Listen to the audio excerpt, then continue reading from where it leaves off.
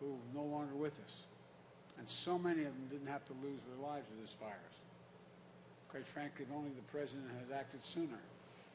Back in May, Columbia University released a study that said that if the president had acted just 1 week sooner, we would have saved 36,000 lives. Today, the leading model being used to track the virus, one which the White House and many others rely on, that model says between now and the end of this year, while we're waiting for a vaccine, between now and the end of the year, we're going to lose up to 200,000 additional lives. It ranged from 178,000 to 200,000. And it points out as well that if we act by doing what you're doing here in Wisconsin, wearing masks and making minimum requirements to meet this, we could save over 115,000 of those lives. So I hope to God we'll not learn the same lesson, may have to learn the same bad lesson we learned the first 9 months. Due to Donald Trump's lies and incompetence in the past 6 months have seen one of the gravest losses of American life in history. But sadly, it's not over. As awful as the past 180 days have been, the next 90 days could be twice as bad. Just pause and think about it. We could be looking at, as I said, between 178 and 200,000 lives lost, and all the president does is deliberately change the subject, which is especially infuriating. Once again, we're being told that we can save lives. This time, as many as I said, 110,000 lives. If we just take simple steps, chief among them wearing masks, and still the president refuses. In fact, we just watched him hold an indoor rally with thousands of people, many of whom weren't wearing masks, despite the clear evidence that we're putting every one of those people's lives at risk. The president knew of these dangers back in February, and he hid it from the American people. You can actually hear his own voice, recorded by Bob Woodward's interview with him, saying that he understood how bad it was. We hear him privately saying this is a deadly virus, far more deadly than any flu, but that's not what he was saying to us publicly. Publicly, he told us that it was just like the flu, and it would disappear in the warm weather like a miracle. It was all a lie. He knew it. And what's his explanation? He said he didn't want to see the American people panic. He didn't want to panic them. Trump panicked. The virus was too big for him. All his life, Donald Trump has been bailed out of any problem he faced. And with this crisis, a real crisis, the crisis that required serious presidential leadership, he just wasn't up to it. He froze. He failed to act. He panicked. And America's paid the worst price of any nation in the world. Still, it's important to understand what Donald Trump was saying. And by the way, the American people don't panic. We don't panic. Understand what he was saying, because it crystallizes his whole worldview. When Donald Trump said he didn't want to create a panic, he wasn't just talking about a health panic. He was focused on the stock market. Trump was worried that if he told the public the truth, there would be a panic on the financial markets, and that would hurt his chances of being reelected. That's how Donald Trump views the world. He sees the world from Park Avenue. I see it from where I grew up in a town like this, from Scranton, Pennsylvania. Hard-scrapple, hard-working town, just like this and so many more across Wisconsin. When I look at the world from Park Avenue, basically all you can see is Wall Street. And you think Wall Street built this country? Well, let me tell you. You think that Donald Trump, as Donald Trump does, that handing out a $1.5 trillion tax giveaway, primarily for large corporations and wealthy qualifiers, is an economic plan. You think like Trump that $15 an hour is too much for America's essential workers. You eliminate overtime pay for millions of American workers. You try to take away health care from 20 million Americans in the middle of this pandemic. He's in court today trying to get that done. You try to take away protections for pre-existing conditions for 130 million Americans. You propose a plan that, in order to make it look good, you're going to get a little bump in your pay because you're not going to take out withholding for your Social Security. But guess what? The actuary at Social Security says if he does that, Social Security will be bankrupt by the middle of 2023. You might get that out of your paycheck, a little more in your paycheck, but guess what? Go home and tell your mom and dad, say goodbye to Social Security. They worked for their whole lives. You think being tough with China is a trade deal that opens the door to big banks to make money in China. That's basically all we got out of it. A lot of dairy farmers and manufacturing went under. But guess what? We're starting a trade war that leads to a surge in farm bankruptcies, and America throws American manufacturing into a recession. But you know what happened? I didn't know this at first. I couldn't understand why I was so excited about it. America's banks, Citibank and others, got to open up in Beijing.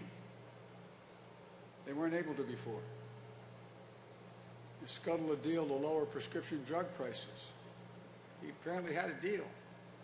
But he wanted the pharmaceutical companies, before they lowered the prices, to do something that they thought was unethical. He asked them to send out $100 checks with his name on it to Social Security, to the elderly, saying that that's the down payment. They said, we're not going to do that. They weren't going to do it, so the deal fell apart. And now some 30 million Americans are on unemployment. You think the way to get America's economy back on track is to give another gigantic multi-million-dollar tax cut to the very wealthy? And here's what they're doing. The tax rate all of you pay in here is going to be higher than billionaires who make their money on investments. This is not exaggeration. He wants to lower again, costing $30 billion of the Treasury, lower the capital gains tax to 15%. So while someone who makes their monies off the market is paying the 15% rate, you're paying it at 24, 26, 28, depending on your tax bracket rate. It's not right. Workers here pay close to twice that amount, close to 30%. Trump's tax cut for the wealthy is going to cost billions of dollars a year, and those who, and whose hide does it come out of? It comes out of your hide.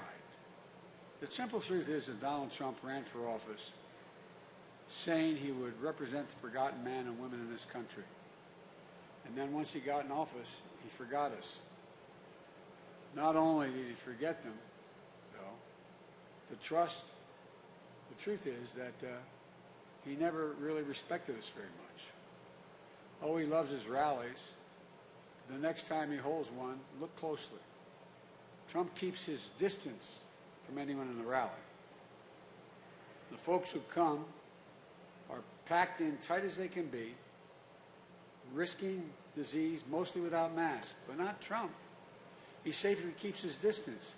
As a reporter, they showed a couple days ago, a reporter trying to come up, or someone come to us, said, no, you got to keep your distance. I don't get close to these people. He's willing to let everybody else in the crowd risk their life, but not him. And now we know what he really thinks of the people who come to his rallies from someone who saw it up close and wrote about it, up close in the White House. The former employee said he calls his own supporters, quote, disgusting. He said one of the benefits of this pandemic is he doesn't have to shake their hands. He doesn't have to shake their hands. That's a good thing about the pandemic. For Trump, these rallies are about entertainment, adoration, and not respect. But you don't kid yourself. This is a one-way street. Of all the things that Trump has said and done, nothing is more offensive than the way he's spoken about many of you and the brave women and men who served the nation in uniform, those who have given their lives in service to this nation. It's been confirmed by every outlet that he referred to them as losers and suckers. That's what Trump calls those who served and made the ultimate sacrifice. Let me tell you something. My son, Bo, served and volunteered to go to Iraq for a year.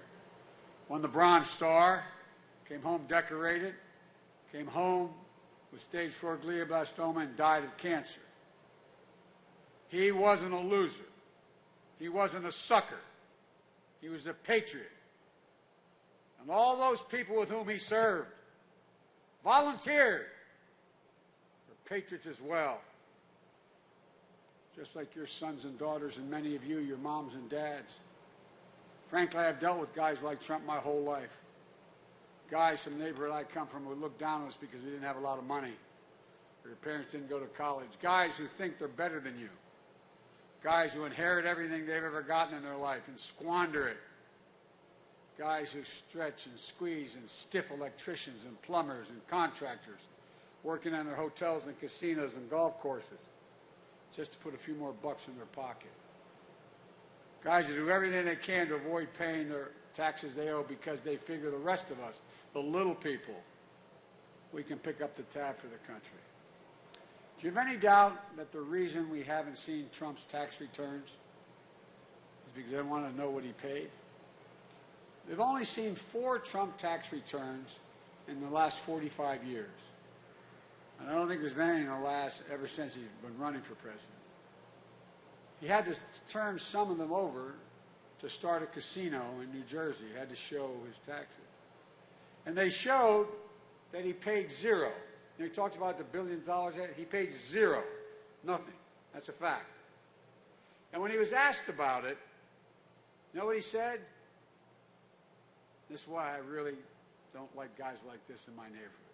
He said, "It makes me smart." Or another way, "I'm not a sucker. Why should I pay when I can figure my way out?" Zero. Wall Street's a long way from Scranton, Pennsylvania, and here, but you get to see the world a little more clearly there. I grew up understanding, as I believe all of you did, that Wall Street didn't build this country. Hard-working people given half a chance, the middle class built this country, and unions built the middle class. Unions, union labor, like the folks in this room.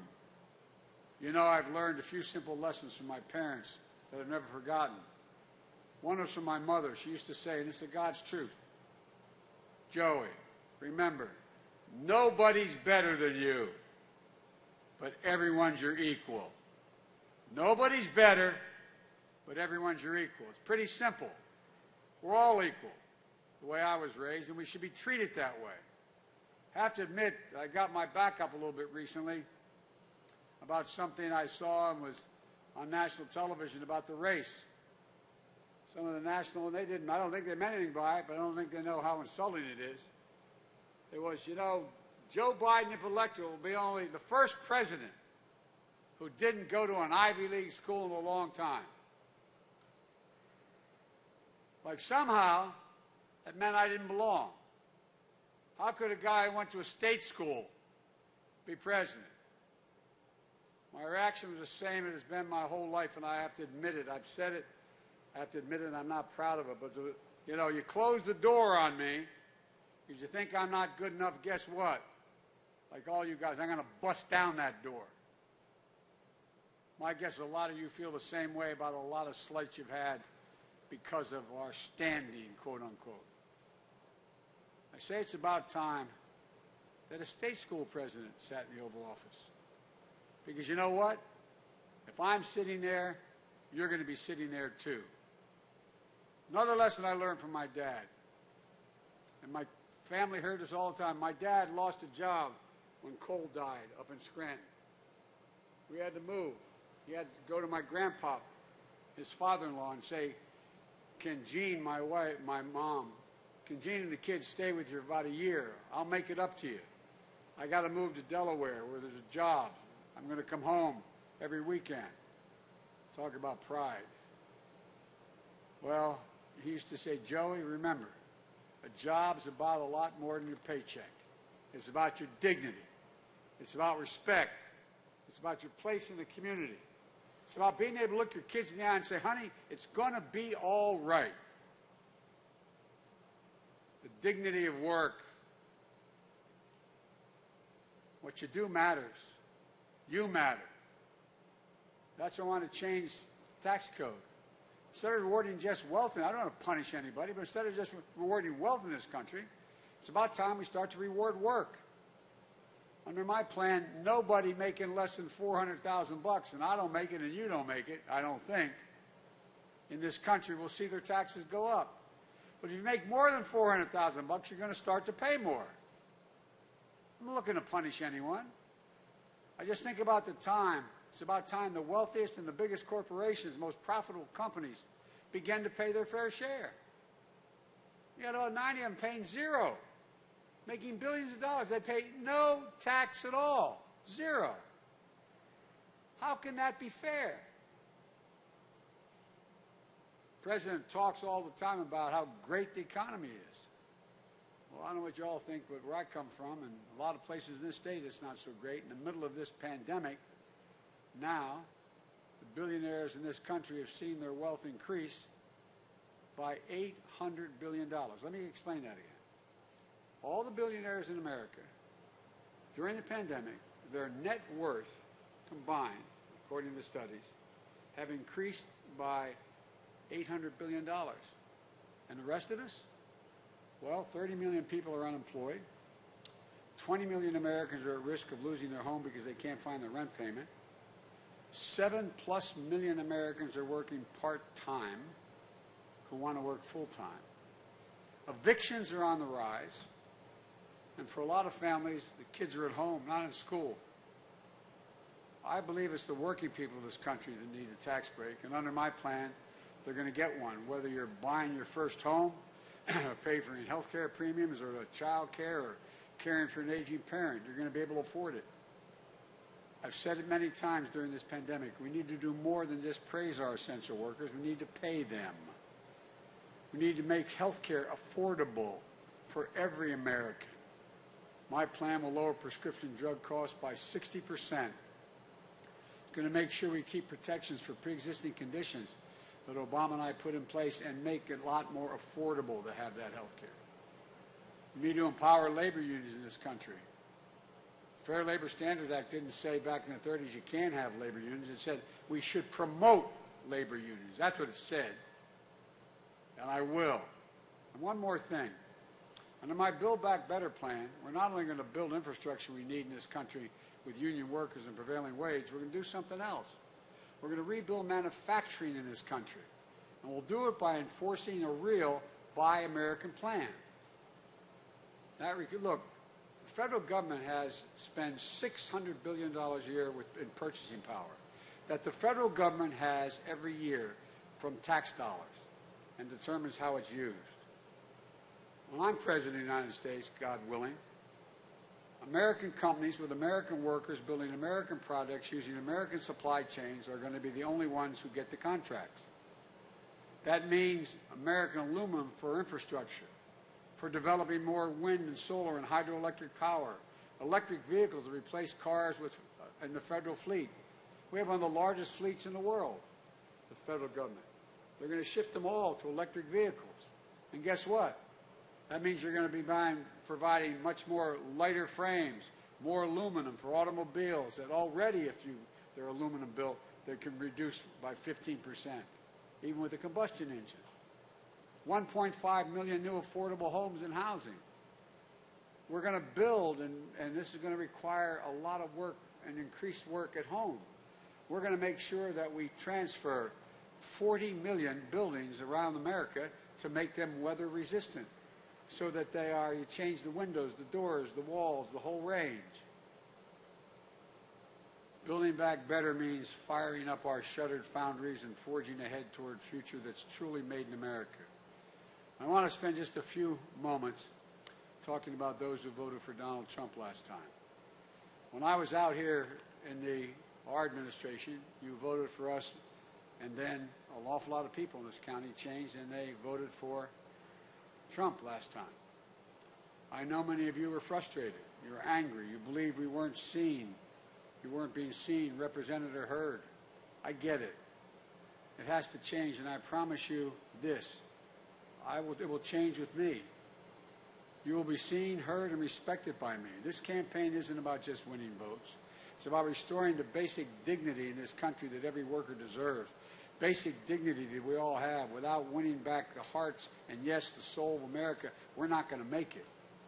You know, just a few days ago when I was asked about the death count approaching 200,000, the President said, and I quote, he said, I won't quote him, the President said, if you take out the blue states run by Democratic governors and just look at the red states, Republican governors are doing quite well. Now, of course, it's a simple factual matter, it's just not true. If you just count all the deaths in the red states, we are number 2 in the world in deaths, just behind Brazil. But more fundamentally, it reflects on the part of Donald Trump that he has a deeply flawed and divisive view of the United States, this nation and the job he holds. Think about what he's saying. He's saying if you live in a state like Wisconsin, Michigan, Pennsylvania, states with Democratic governors, you're not his problem. He has no obligation to you. He's not responsible for you as president, your family, or your well-being. I don't see the presidency that way. I don't pledge allegiance to red states of America or blue states of America. I pledge allegiance to the United States of America. One nation, indivisible, under God, for real. I'm running as a proud Democrat, but I'm not going to govern as a Democratic president. I'm going to govern as president. I get criticized for saying that sometimes from some in my party, but that's not what I'm going to do. I'm going to fight as hard for those who supported me as those who did not support me. This is not a partisan moment, for God's sake. This has to be an American moment. In the next few weeks, we have a chance to put anger and division and the darkness that overtaken this country behind us. We got to put it behind us. I know I've been criticized since I entered the primaries about, I say I want to unite the country. We have to unite the country. This is not who we are. And we can. We've done it so many times in our history. We've begun anew. If we get control of this virus, we can. We can reward work. We can fix the health care system. We can be a safe and just nation. We can deal with the existential threat of climate change, which aluminum is going to be a gigantic part of. We can be what we are at our best. One nation, one people, one America. We just have to remember who in God's name we are. This is the United States of America. In our long history, there's been nothing we've been unable to do, nothing we've been able to overcome when we've done it together. And I'm confident going all over this nation, we can do it together. The American people are hungry. We have to bring the nation together. That's going to be my primary job. And I want to thank you all. God bless you for what you're doing. May you all stay safe. And may God protect our troops. Thank you so much, Mr. Mayor. Thank you, and thank you, ma'am. Appreciate it.